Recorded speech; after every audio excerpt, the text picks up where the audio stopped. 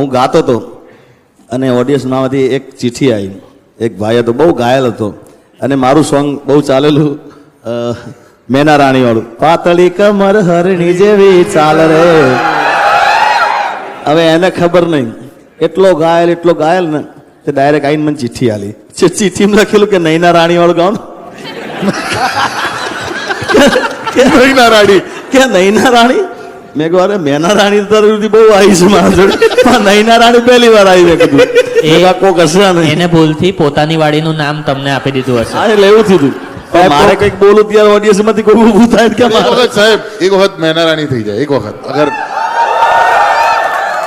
એના 2 વર્ઝન હતા. એક પિક્ચરમાં મારા પિક્ચરમાં મેં ગાયું હતું, એ પહેલું બહુ ચાલ્યું હતું. મારા મલક ના મેના રાણી ધીમા ધીમા હાલો રે, મુખે મલકતાની તે નિહાળવા ખેતર બાંધા મેળા રે. આ મારા ફિલ્મનું હતું અને એના પછી આલ્બમ અમે કર્યું.